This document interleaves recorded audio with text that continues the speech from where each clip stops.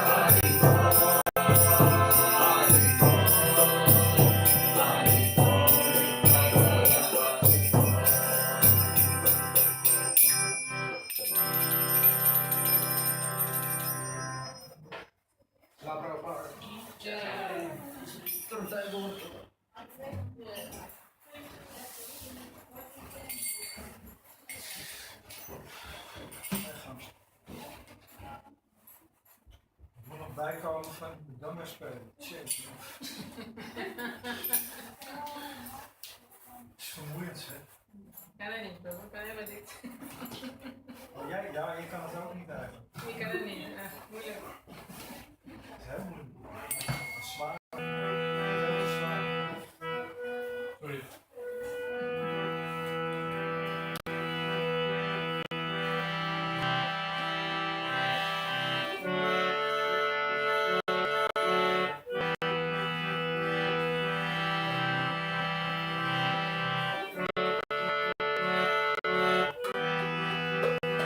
Hare Krishna, Krishna Krishna, Hare Hare, Hare Rama, Hare Rama, Rama Rama, Hare Hare, Hare Krishna, Hare Krishna, Krishna Krishna, Hare Hare, Hare Rama,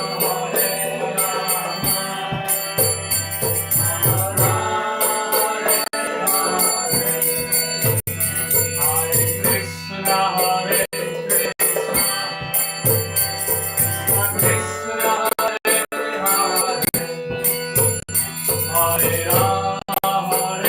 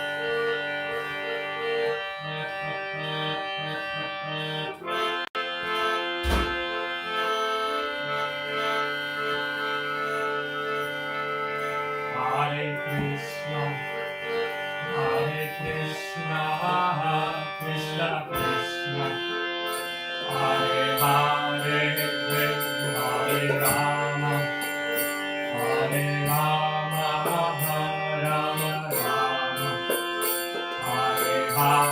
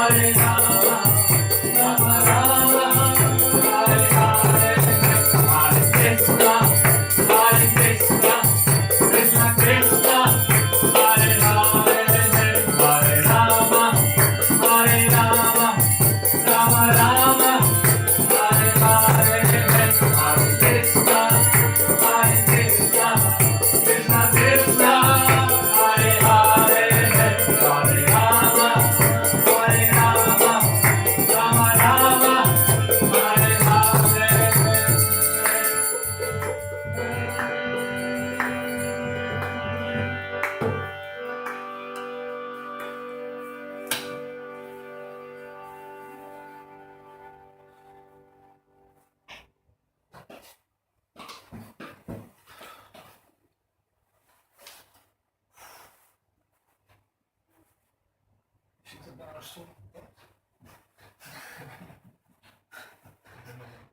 Yeah, but I'm just, my first question is there a few, all the cues? So I need a clue. Is there?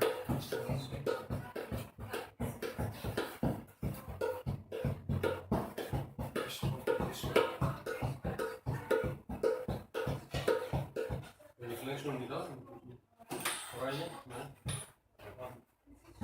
Daar is dat.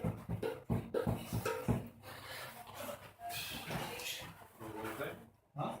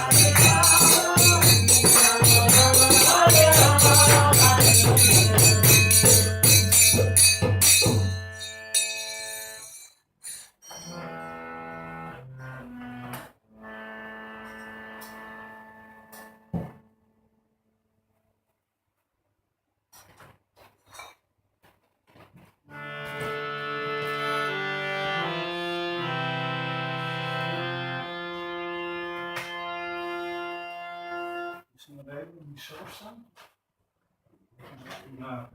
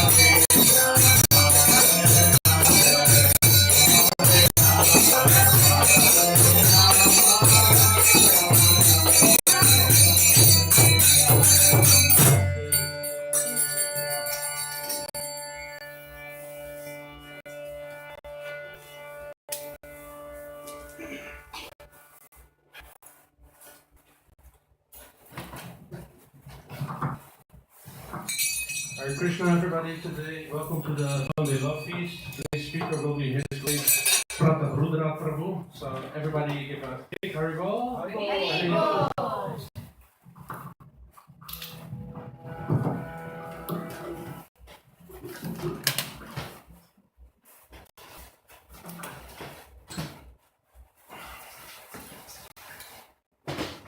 Don't need that.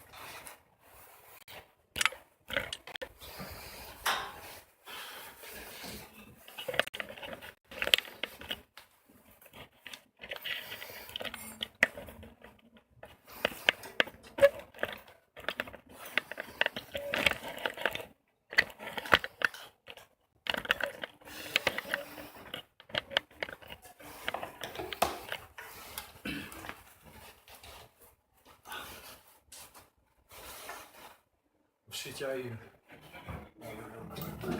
Wat is vader? Hare Krishna. Hare Krishna.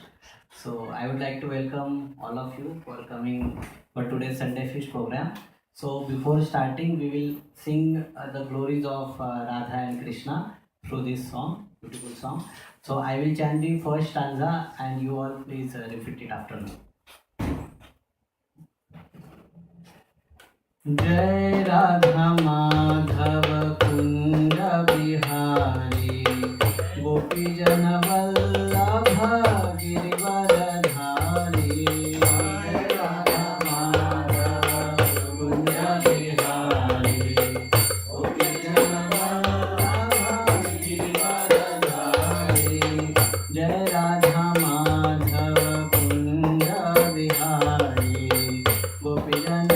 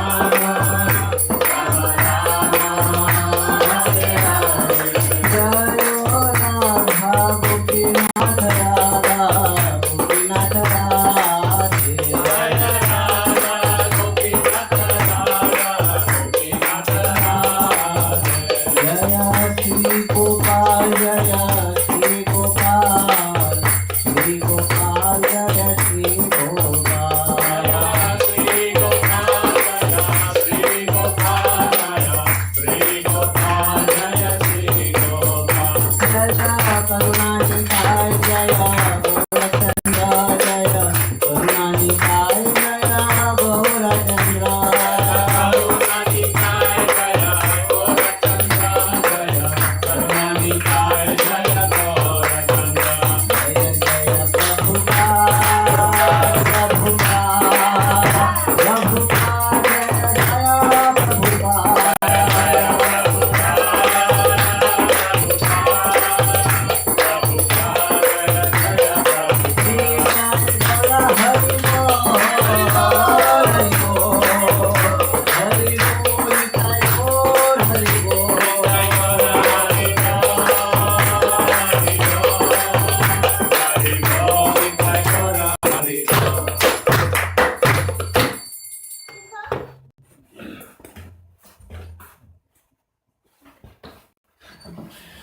Maybe everybody can move a little bit forward. So because if guests come, they can move and sit in the back.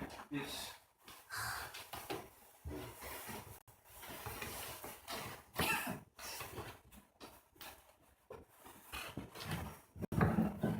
Hare Krishna. So, Om Namo Bhagavate Vasudevaya. Om Namo Bhagavate Vasudevaya. Om Namo Bhagavate Vasudevaya.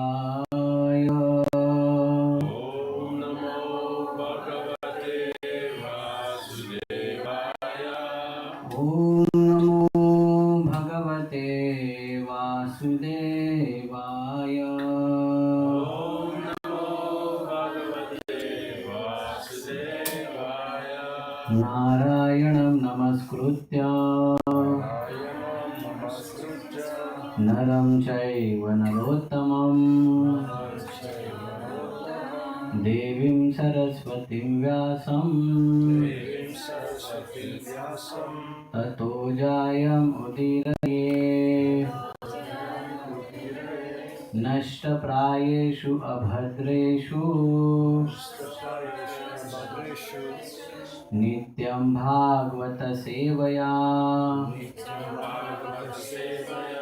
Bhagavatir Uttama Shloke Bhaktir Bhavati Naishtiki Krishnaya Vasudevaya Devaki Nandanaya Cha Nanda Gopa Kumaraya Govindaya Namo Namaha Namah Pankajanabhaya Namah Pankajamaline Namo Pankajanetraya Namaste Pankajanggraye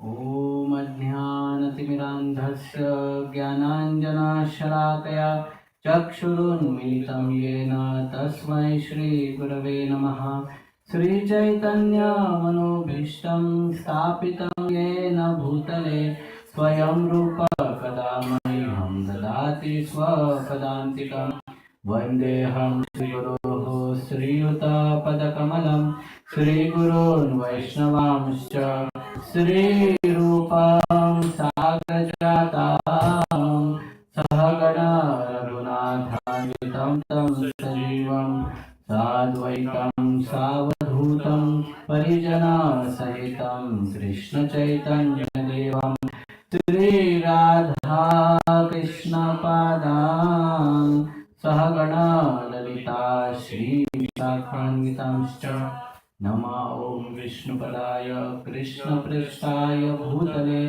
Srimate Bhaktivedanta Swami Iti Namine Namaste Saraswati Deve Gauravani Pradane Nirvishesha Suryadi Paschatya Deshatarine वाञ्छाकल्पतरुभ्यश्च कृपा सिन्धुभ्य एव च पतितानां पावनेभ्यो वैष्णवेभ्यो नमो नमः। नमो महावदन्याय कृष्णप्रेम प्रदायते कृष्णाय कृष्णचैतन्य नामिने गौरकृषे नमः। तप्तकाञ्चन गौराङ्गी राधे वृन्दावनेश्वरी वृषभानुसुते देवी प्रणमामि हरिप्रिये। हे कृष्णा करुणा सिन्धो दीनबन्धो जगत्पते गोपेश गोपिकान्त राधाकान्त नमोस्तुते। जय श्री कृष्ण चैतन्य प्रभु नित्यानंद श्री अद्वैत गदाधर श्रीवासादि गौर भक्तवृंद। हरे कृष्णा कृष्णा कृष्णा हरे हरे हरे राम राम हरे हरे। हरे Krishna. So today we will discuss from Srimad Bhagavatam, Canto 3, Chapter 2 and verse number 23. So all of you can see the verse displayed on the board. So I will chant the first stanza. You all please repeat it after me. Aho bakiyam sanakalakutam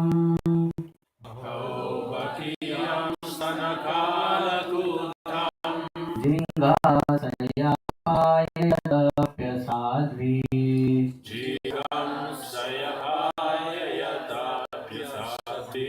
लेभे गतिं धातृचितां ततोऽन्यम्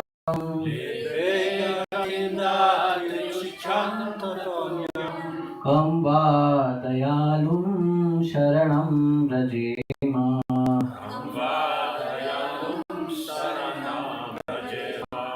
अहो बकीयं स्तनकालकूटम्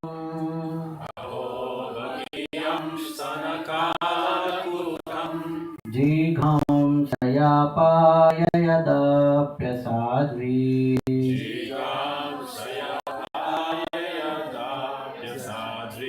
लेभे गतिं धातृचितां ततोऽन्यम्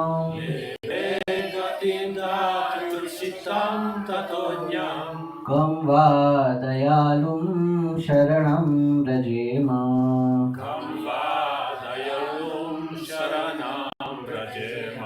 अहो बकीयं स्तनकालकूटम्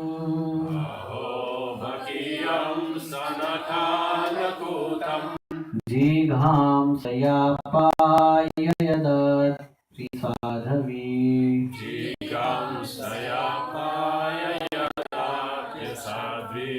लेभे गतिं धातृचितां ततोऽन्यम्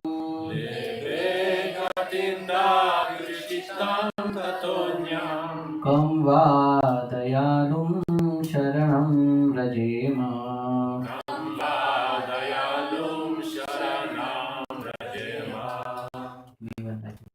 अहो बकीयं स्तनकालकूटम्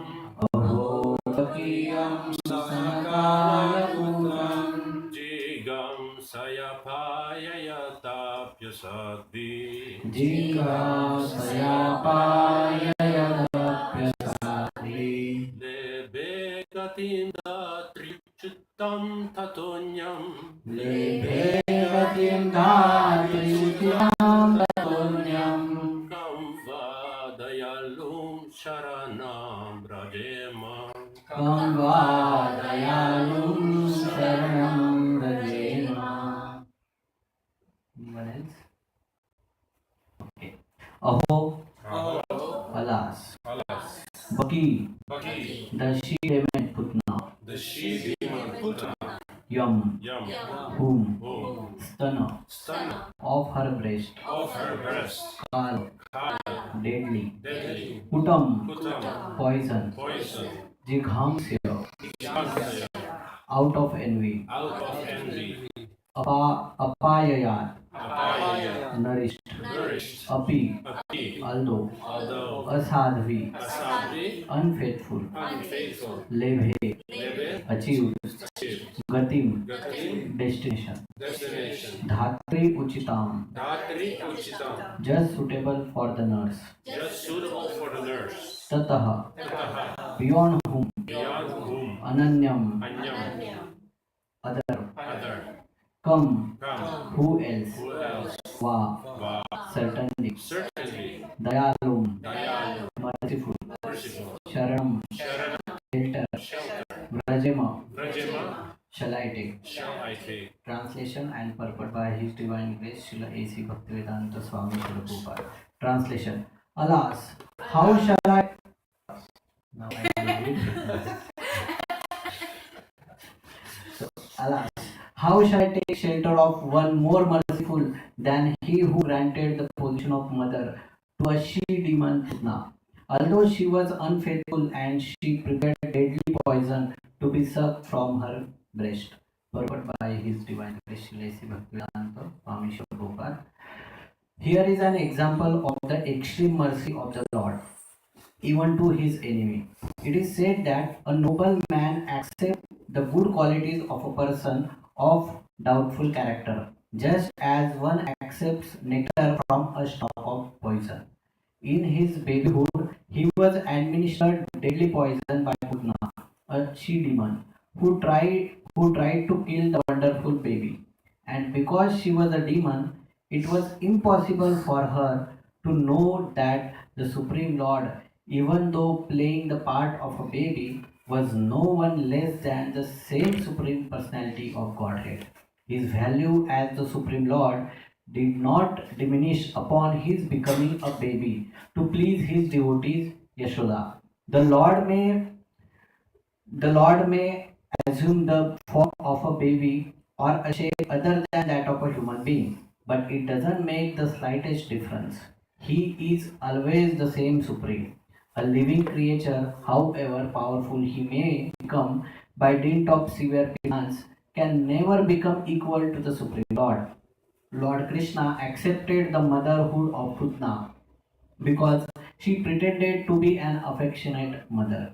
Allowing Krishna to suck her breast, the Lord accepts the least qualification of the living entity and awards him the highest reward. That is the standard of his character. Therefore, who but the Lord can be the ultimate shelter? Hare Krishna. So, once again, I would like to welcome all of you for today's Sunday Feast program. Thank you for coming, even despite of such a heat wave. So, thank you so much for coming. So, today we are discussing from Srimad Bhagavatam, 3rd canto, chapter 2 and verse number 23. So, this is one of the most important verse of Srimad Bhagavatam, and that too in context of the Shukadeva Goswami. So basically, this Srimad Bhagavatam is a discussion between the Shukadeva Goswami and Parikshit Maharaj. So King Parikshit, he was cursed by a Brahmana boy named Shringi to die in 7 days. So when such calamity arrived that you are going to die in 7 days, right? And he was the king of world that time. So, in spite of such a big power and having so much of wealth, fame, name, and even a piety in that sense, everything he had, and he had to live everything within 7 days. So, we can imagine, like, we have relatively very less things, right? We are not multi-millionaire or we don't have that much power, but you just imagine a person who is king of world, basically, and then he was just cursed by a 7-year-old little Brahman boy that he will going to die in 7 days. But still, he and even the Parikshit Maharaj, he has the power to reverse that curse, because out of immaturity that boy had given that curse. But still, he thought that okay, maybe I can reverse this curse. But anyway, Jatasya Dhruvam Mrityu Dhruvam Janmam Mritasya Cha. Who had taken birth, he had to die, basically. That's the law of nature. right? So even though if I postpone my death now, but still on certain day it will definitely come. So now anyway I have to face the death, then why not now? So he thought that Juja Shaparupam, that the Lord is coming in the form of that curse, and He is now giving me that opportunity, that okay, now you are going to leave this world after 7 days. So now you have 7 days. So then Parikshit Maharaj, he then inquired that what is the duty of a person who is on the verge of death, basically, because after 7 days nothing of this world can make sense to him, because no matter how much bank balance, how much fame, name, how much power he has, it will definitely go once he leave his body, right? So that's why whatever all the possessions in this world which we are having, all these possessions are temporary, because once we basically die, everything for what we are identifying, that will change, and then basically our soul move to the next journey. So that was the situation. So then that time, Shukdev Goswami, the greatest of all great sage, he came there and he narrated the Srimad Bhagavatam. So this Srimad Bhagavatam, this particular Srimad Bhagavatam is also called as a Vedanta Sutra. So it is basically, the sutra means formula. So formula means which has all knowledge in an abstract format, right? So in mathematics we use formula. We just remember the formula, right? If you know the formula, you just have to substitute the values, right?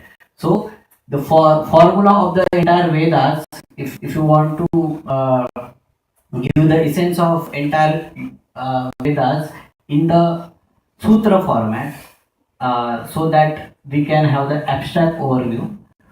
So that was done by the Vyas Maharshi, who is the compiler of all the Vedic literature, basically. So then he presented the essence of all knowledge in the form of Srimad Bhagavatam. So the Srimad Bhagavatam contains the essence of everything. So he had composed that Srimad Bhagavatam. So now the story comes. The Vyas Maharshi, he got a son, basically. So his son, his name was Shukadeva Goswami, but he was not an ordinary son. He was a very elevated soul, and he don't want to get entangled in this world, because now if we see that there is so much of entanglement, we are suffering with birth, old age, disease, and death, right? These are our real problems. Recession, inflation, these are our temporary problems. But our real problems are birth, death, old age, and disease, isn't it? Because no one wants to get old, no one wants to die, and no one wants to have disease, right? And birth, we didn't have the control over that, right? So if no one want to die, but why still everyone is dying, right? So in reality, actually, the soul never dies, or soul never get old, or soul never basically laments. It is above that. So that's our original nature, but we are now currently in a situation where we are influenced by the external potency of the Lord, which is Maya, and because of that, Janasya Mohamna Aham Mamrati. That because of that, we are considering ourselves as this body, and that's the root cause of all our suffering. Because we are the spirit soul, we are not this body, and whatever we are identifying with, everything is a temporary. It is just like you are renting some house for certain period. You are on a vacation, and then you rent certain place. You stay there for 2 days, and after that, when you leave, you don't miss that place, right? Of course, the experience you miss, but still you are not very much attached, because you know, okay, it's a hotel, it's just a rented place. Similarly, this body is also a rented place. One day we have to leave this body. So of course, when we have given like this body has a purpose, and through that purpose, actually, one should try to make maximum sense of the life, and try to make as much as knowledge as possible, and try to perfect our life, and try to go beyond the cycle of birth, old age, disease, and death. So now the Shukdev Goswami, who was the son of Vyas Maharshi, he just born and he started walking away because he don't want to get entangled in this world, and he was already a self-realized person. He was a Brahmavadi. He had already realized the Brahman, and he was worshipping the impersonal form of the Lord. So that was his situation. And then Vyas Maharshi, he become like a little bit disappointed that, oh, you are my son, you are just born, and how you are living, because he was a great person, that's why he has a great power also. So he was born as a 16-year-old boy, basically, not like us. Yeah. So that's for special people, there are special scenarios. Yeah. So then he started walking, but then Vyas Maharshi thought that let me educate him in all the aspects and let me check his understanding also. So then Vyas Maharshi, what he did, he sent his two disciples and told them to recite two verses basically. So these two disciples of Vyasdev, what they went to the forest. Jai Shri Karunanitai Gaurachandra Bhagwan ki Jai.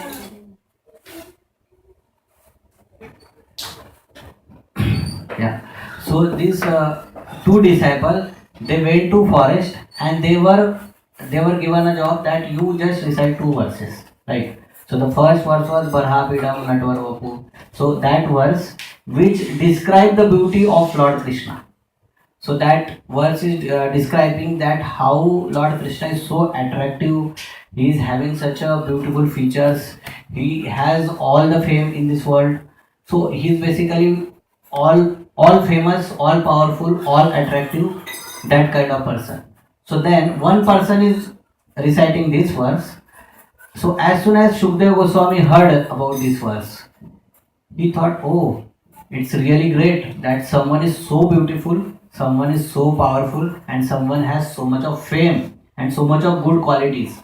But then he thought, okay, it's okay, there might be some person who is very beautiful, but then what happens, like if it talk about our day-to-day life scenario, then the beauty is also there in this world. There are few people who are really beautiful, right?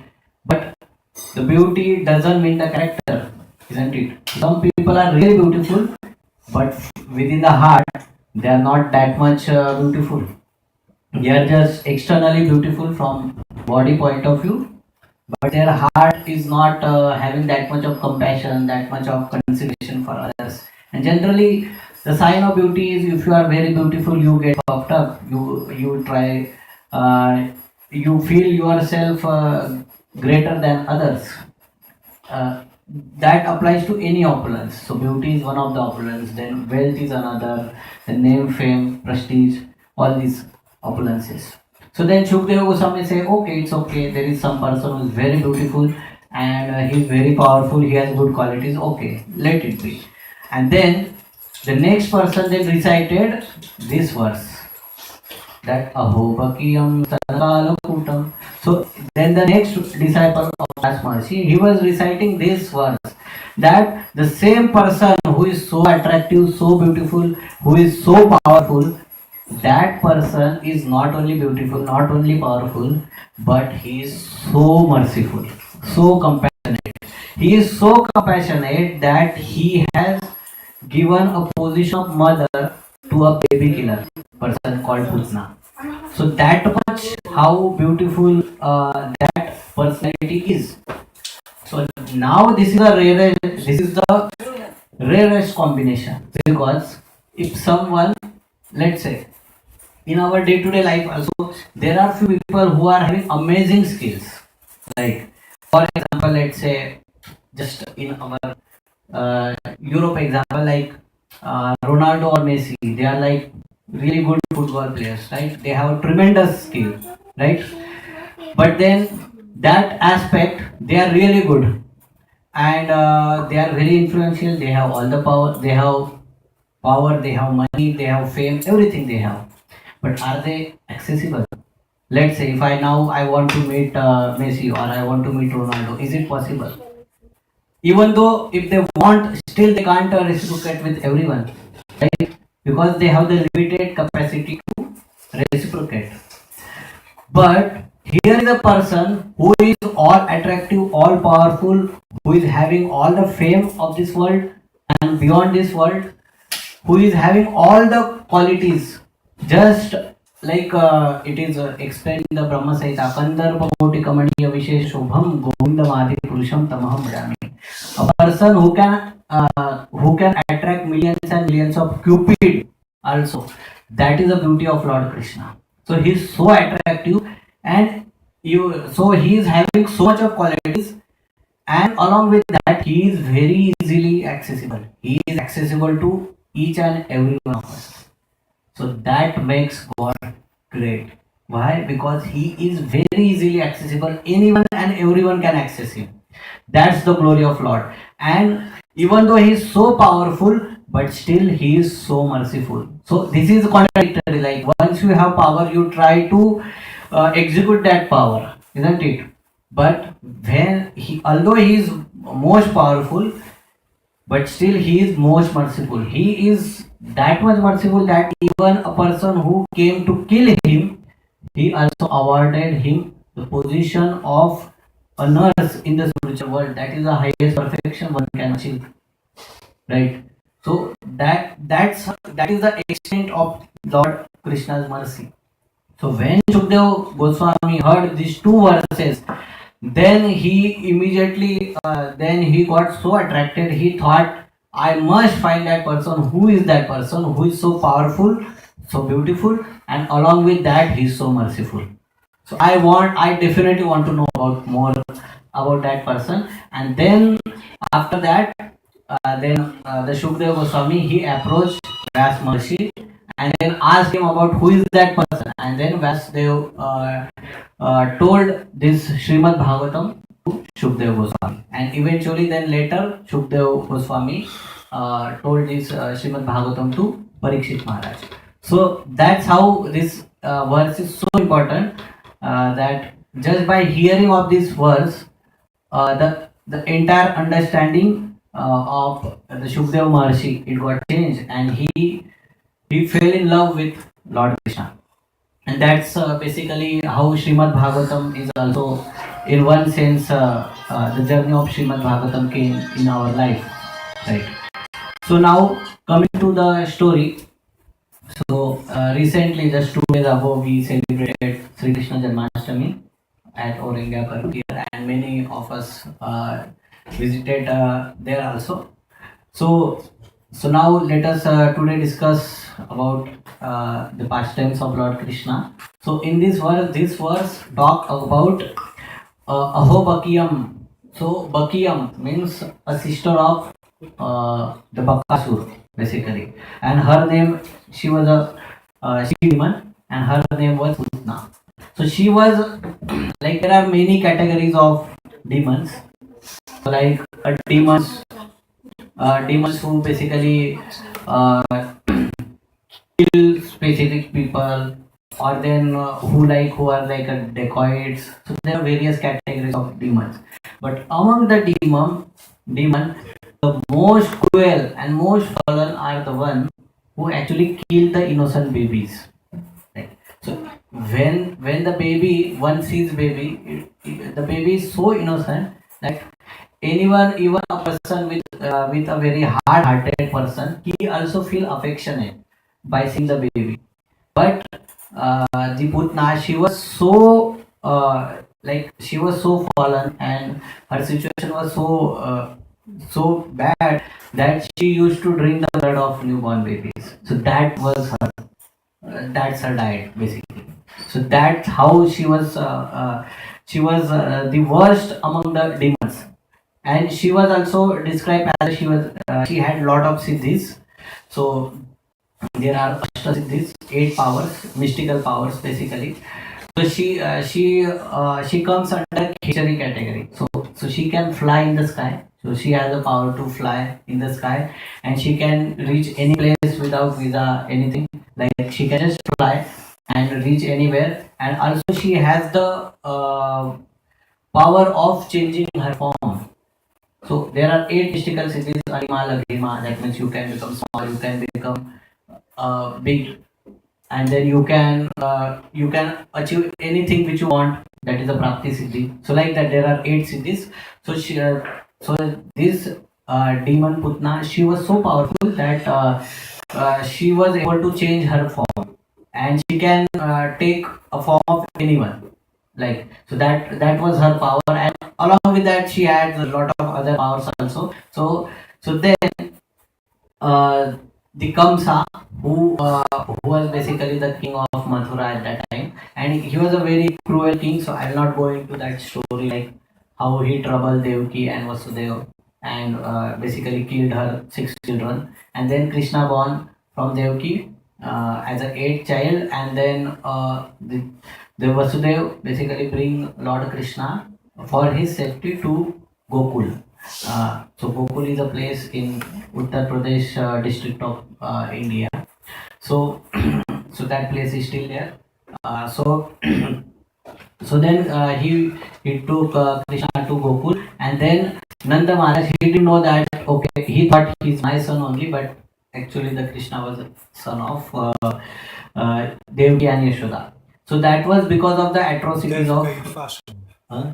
Devaki and Yasoda. Yeah, Devaki and Nanda. Sorry, Devaki and Vasudeva were the parent of Krishna, and Nanda Yashoda, they are like a foster parents who basically take care in Vrindavan. So then that's how Krishna then born in Vrindavan, basically in Gokul. He was staying along with his mother, Nanda and Yashoda, and along with all the Brajvasis basically. So then Kamsa, when he was killing, that time what happens that the Yashoda, she has given birth to a baby girl, and the Vasudev and Devaki, Devaki has given birth to Krishna. So then Vasudev swapped the babies basically. So then as soon as Yashoda Maya, she wakes up, she saw that, oh, it's a baby boy, he's so beautiful. And then the girl, the daughter, the Vasudev took them along with to the prison in Mathura. So then when Kamsa come to know that, okay, this is a 8th child and he's going to kill me, and for his greatest shock, he saw that, okay, he's not a boy, he's a girl basically, because he was told that the son of Devaki will going to kill you, but then he was not a son. So then Devaki requested that don't kill, she is a daughter, she is not a son basically, is not a son. So then still Kamsa then tried to kill them, and then that particular daughter, she took a form of Ashtabhuja Devi basically, and then she told Kamsa that, okay, oh fool Kamsa, a person who is going to kill you, that person is already taken a birth, and he is already well maintained. So then Kamsa, he was like really depressed that time, and then he asked another question also, that how do I know that who is this boy to that Ashtabhuja Devi. So then he told that there is a daughter, means I can't tell you exactly who is that person, but I can know you, like I can tell you. So this is another story. So this story is this was explained by Rupa Goswami in Lalita Madhava Natya. So that is also one of the story of how Srimati Radharani comes to this world. So basically it is said that no one can approach Krishna without the mercy of Sri Radha. So then for that even Putna, she also has a connection with Srimati Radharani. So what was that connection? So that connection is explained in the Lalita Madhava Natya, which is written by Rupa Goswami. So once we all know about the Himalaya mountain. So the mountains, they actually are, so anything in the spiritual world has personality. So Himalaya mountain, although we see the mountain, but it has the personality also. So the daughter of Himalaya is Parvati. So she got married with Lord Shiva. And by seeing that, the other mountain whose name is Vindhya mountain. So the Vindhya mountain got envious that the Himalaya he's so great, and his basically daughter got married to Shiva, and then Lord Shiva is so powerful. So then Himalaya becomes so powerful because his son-in-law is Lord Shiva. So like that. So he was envious, and then he decided that let me do some penances to Lord Brahma. Then he worshipped Lord Brahma, and then he pleased Brahma. Then Brahma came to see him that okay, I am pleased with your austerity and penances. Now ask for the boon. Then Vindhya mountain he says that okay, give me the boon that I will get a daughter whose husband will defeat Lord Shiva. So now basically he is asking for a son-in-law who can defeat Lord Shiva basically. So then Brahmaji, because he was bound to give the promise to him, he just said yes, okay, then I will give you the promise that you will get such daughter whose husband can defeat Lord Shiva. So then what happened then, but after that Brahmaji got confused. That Brahmaji said okay, I have given the promise, but how it is possible, who can defeat Lord Shiva? So then he thought okay, only basically the Supreme Personality of Godhead Lord Krishna, he can basically defeat Lord Shiva if he wants to defeat. And because between Lord Shiva and Lord Vishnu, or say Lord Krishna, there is a very loving affection. Vaishnavanam Yata Shambhav. So Lord Shiva is considered as the greatest devotee of Lord Vishnu, and then Vishnu also worship Lord Shiva. So there is a very beautiful relationship among both of them. So then Brahmaji, then he said okay, then the husband of Lord Krishna has to be like Krishna will definitely marry with Sri Radha. So let me ask, because all the queens of Krishna, they are expansion of Srimati Radharani. So then let me request Radha. Then he went to Srimati Radharani, and Brahmaji requested Radharani that I know that you will be born as a son of Kirtida and Vrishabhanu Maharaj, but this time I request you, because just to make my benediction true, can you please become a daughter of Vindhya, and then basically you can arrange the next things. So then she, by seeing the request of Brahma, she also, because the nature of Sri Radha is she's very merciful. Then she said okay, if it helps you, I will be born as a child of Vindhya. So Vindhya mountain, then he got two girls basically. So one girl's name was Sri Radha and another was Chandravali. So then then now it was well known that okay, the husband of Sri Radha basically, he will defeat Lord Shiva. So then that Ashtabhuja Devi, when Kamsa was asking, so that Ashtabhuja Devi told that okay, so the daughter of Vindhya husband has the Vindhya mountain has the benediction that her daughter's husband can defeat Lord Shiva. So you find, so I can't tell you who is that eighth child of Devaki, but I can tell you that the Vindhya mountain's daughter, this benediction. Now you make sense out of this. Then Kamsa then he got to know about this. So then after that Kamsa summoned Putna and gave her two tasks. So first task the Kamsa gave to Putna is, you kill all the babies which born in last 10 days. Because so that even though if a person who is going to kill me, if that person is somewhere born, you just kill that person. So that's how selfish the Kamsa was.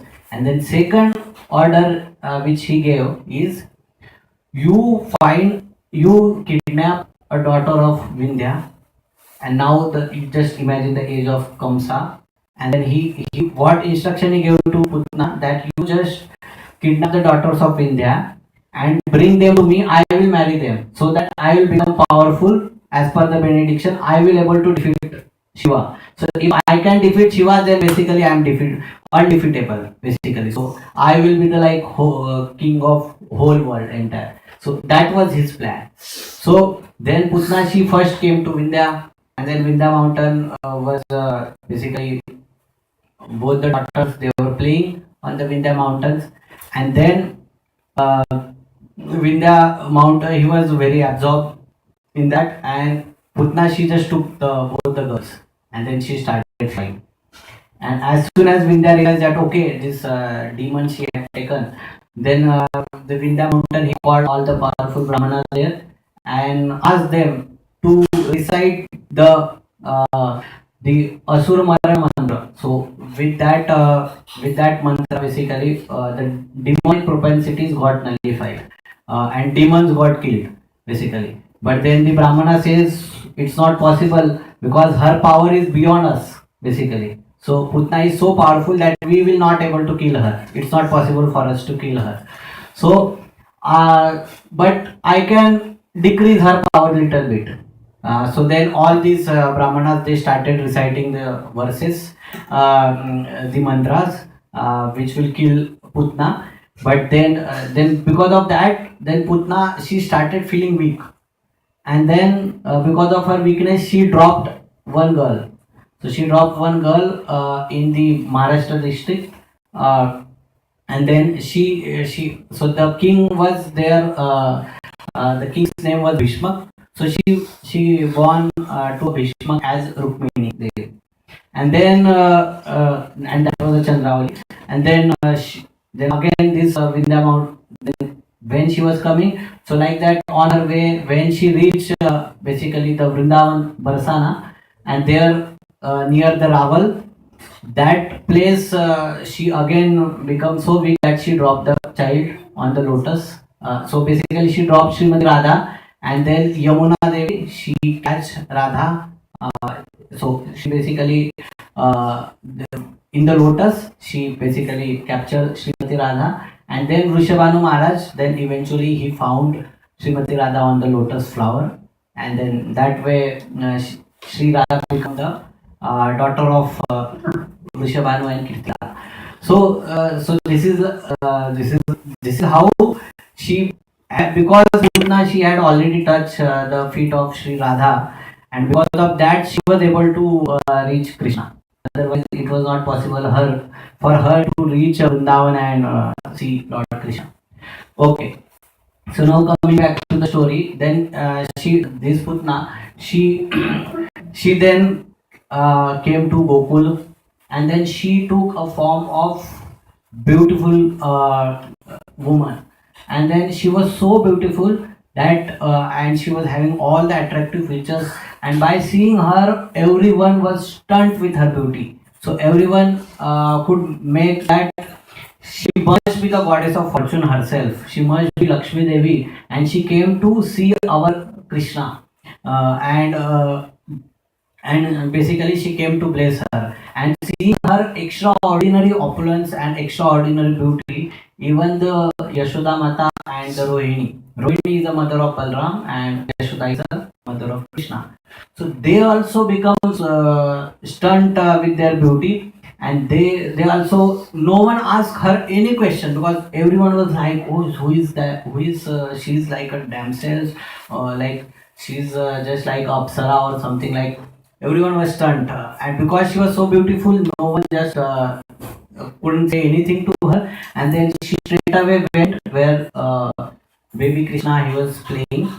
So now he was basically in the bed, and that time, as soon as this Putna, she entered the room, then immediately Krishna, as a baby boy, he closed his eyes.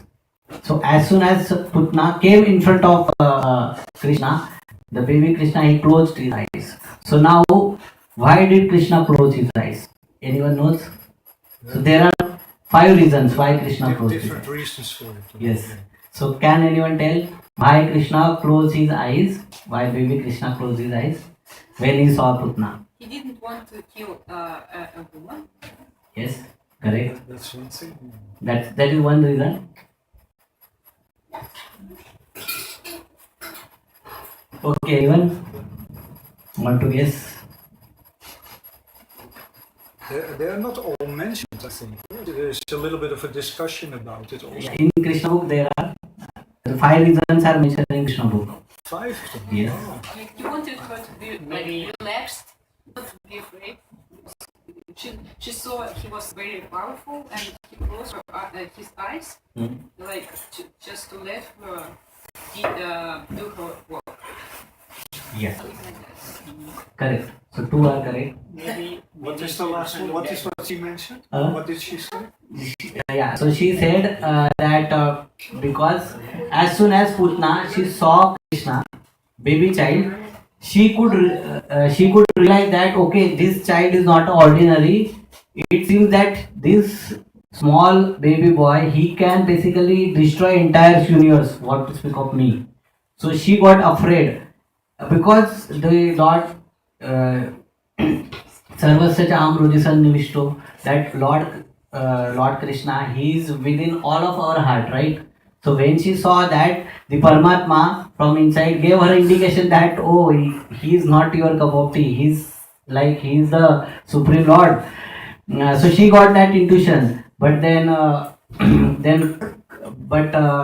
Krishna he wants to teach her lesson and he wants to basically end her sinful life. So that's why he just tried to play as a baby so that okay, then she will say oh, but if he's God, why he's closing eyes? He's just like ordinary baby.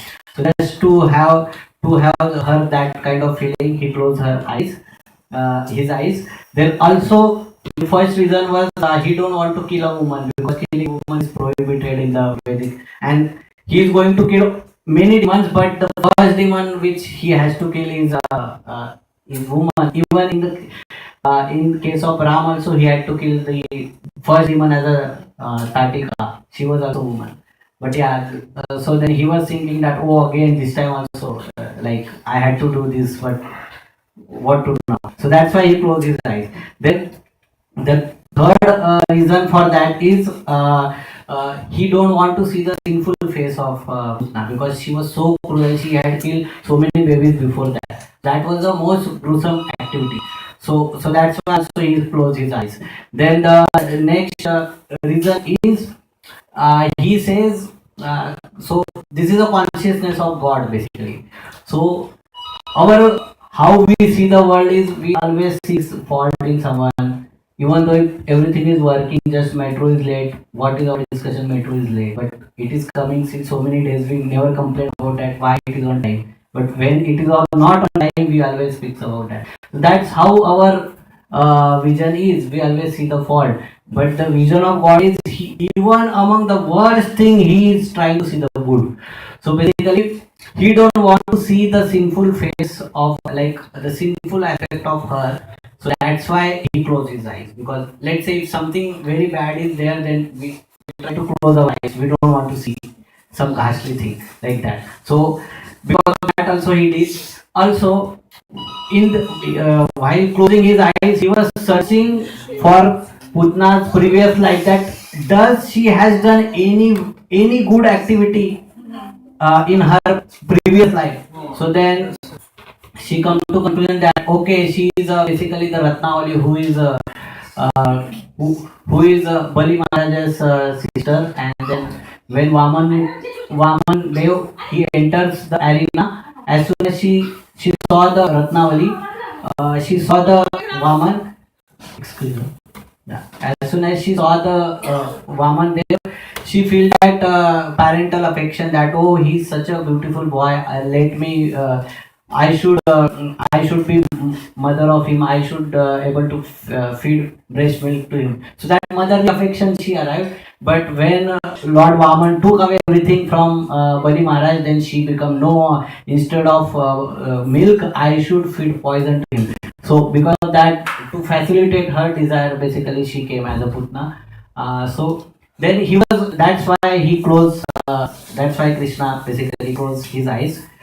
Yeah, and along with that also he was saying that okay, I am going to award her the position of nurse, so it is just for a temporary purpose. So let me just close my eyes, like that. So like that, there are many more. So we will talk of that some other day. Yeah. So then coming ahead, then she took Krishna on her lap, and then she started feeding. So she has put the Kalakuta poison. So there are different categories of poison also, and the Kalakuta poison is the deadliest of all. So even if someone touch that poison to one's lips, immediately that person is dead. So that much powerful that Kalakuta poison, and then as soon but then Krishna, he first uh, he first drank all the poison, and then because she had the motherly affection, then all the milk, and then afterward he started sucking her life force through her breast. And then when it become unbearable for her, then she assume her original form, because you can't fake. So like it's like a sponge. Let's say if you want to know what is inside a sponge, you just have to press that sponge. If you press the sponge, you will come to know what is a substance inside. So similarly, if you want to know a character of any person, so when that person is in difficulty, that time the real character of that person comes out. So that's how, because this was such a difficult situation, then she assumed her original form, which was 12 miles. Can you imagine? 12 miles, like her one leg is in Amsterdam, other leg is in Eindhoven, like that. That big Putna, that's how big she was. So then basically Krishna sucked all her life, and then she dropped dead, and she dropped dead on Kamsa's forest basically. So Krishna arranges everything so that the Brajvasis should not feel any loss. So then she basically dropped on the forest of Kamsa. His entire forest got destroyed, and then there was like it was like some big lake, because so the you can read Krishna book, in that the entire description is written that how her eyes, it was like dried up lakes, like that. The beautiful description is there, but we are really short of time, so I will conclude it. Yeah, so that's how Krishna basically killed Putna. So from the lesson perspective, what actually Putna represent? So she represent a false guru. So that's what Putna represent, because she came disguised as a beautiful woman who is a mother of Krishna, and who wants to feed a milk which can nourish Krishna. But internally, what she is having a poison. So this is our journey also, from poison to nectar. So eventually, Krishna removed all the poison first, and then gave her the nectar of his devotional service. So similarly, like there are many people outside also who portray themselves as a very spiritually advanced, but inside of them they have some other desires. So that's why one should be really careful not to fall prey to the false gurus. And then one can, so then Rupa Goswami mentions like who can be the real guru. So he mentioned the 8 symptoms basically: Vacho Vegam, Mansa Krodha Vegam, Jiva Vegam, Uttaropasto Vegam, Etan Veganyo Vishayata Dhira, Sarvama Vimam Pruthavimsa Shishya. So a person who has control over these urges: Vacho Veg, urge to speak, then Jiva, urge of tongue, then the urge of genitals, urge of hunger, and many more. So that person is basically qualified to receive a disciple. So like that. And also it represents a mental thought, mental concoctions also, because sometimes our mental desire, it tells us that okay, I am really advanced in spirituality. But let's say I met some person who says that I will stop chanting now. So I ask like why you stop chanting? He said Krishna told me that you don't need to chant now. So like that. So this is how mind tricks us.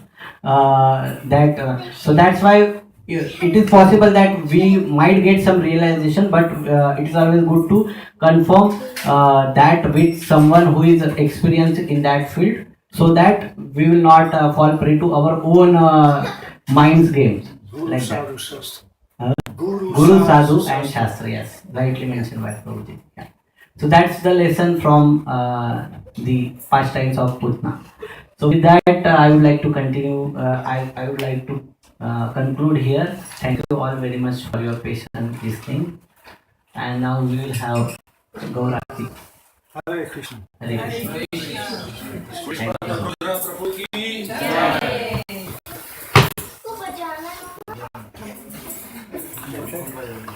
Yeah, it's I wrote the poem actually. I wrote this poem.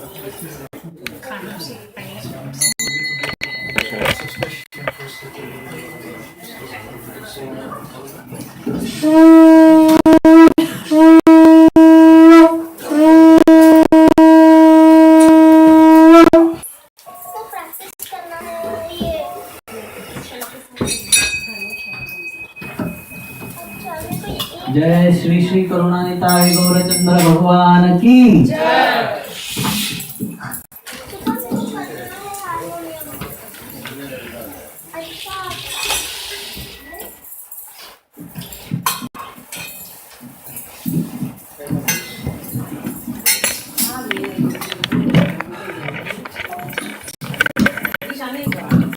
You can see the arti will be displayed on the board, so you can repeat it after me. Shiv जयो जयो गौरचारे आरती कशो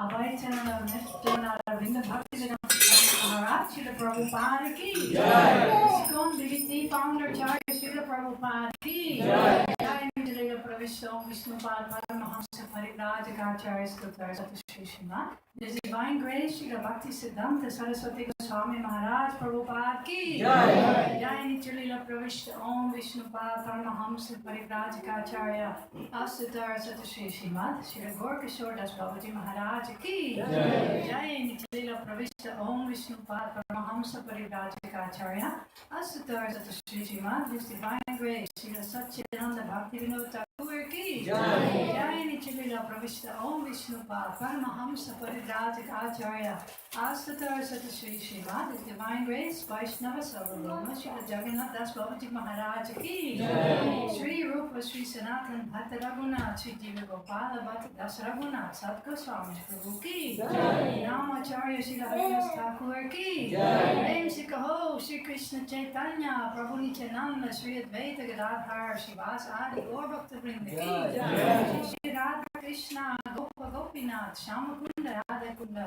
Giri Gaurang ki Rajbhumi Sri Vrindavan Dham ki Sri Navadvip Mayapur Dham ki Ganga Mayamuna Devi ki Tulsi Devi Bhakti Devi ki Sri Harinam Sankirtan ki, Transcendental Book Distribution ki, Transcendental ISKCON Summer Love Feast ki, Shri Shri Karuna Nitai Gaurachandra ki, Nitai Gaur Brahmanande.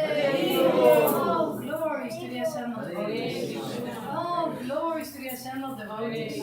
Oh, glories to the assembled devotees. Oh, glories to Sri Guru and Sri Gauranga.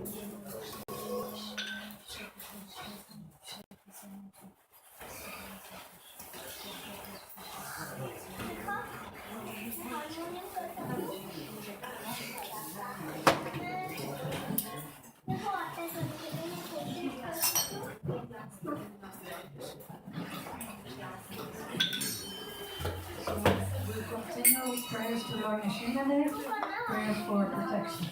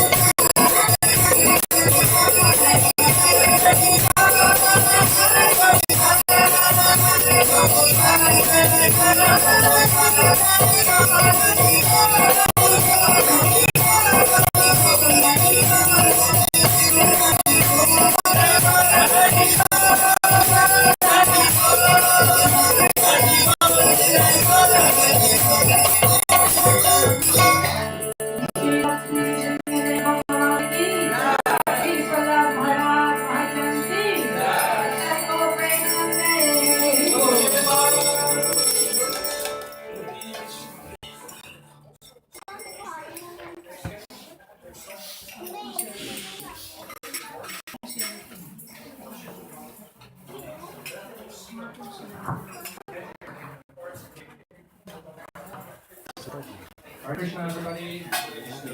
Thank you all for coming to the Sunday feast. First, we want to thank His Grace Pratap Rudra Prabhu for the wonderful lecture he gave. Everybody give a big Haribol. Yada Sampati Prabhu? A little bit loud, please. Thank you.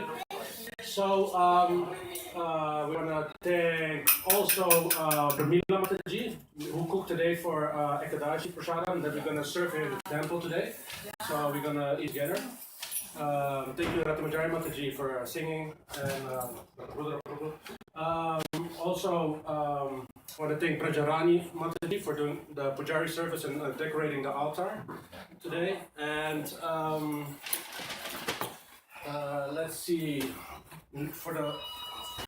We give a special gift to everybody that comes for the first time to this temple. So I see a lot of new faces. So I'm gonna give you a small gift. So everybody raise their hand. Who is here for the first time?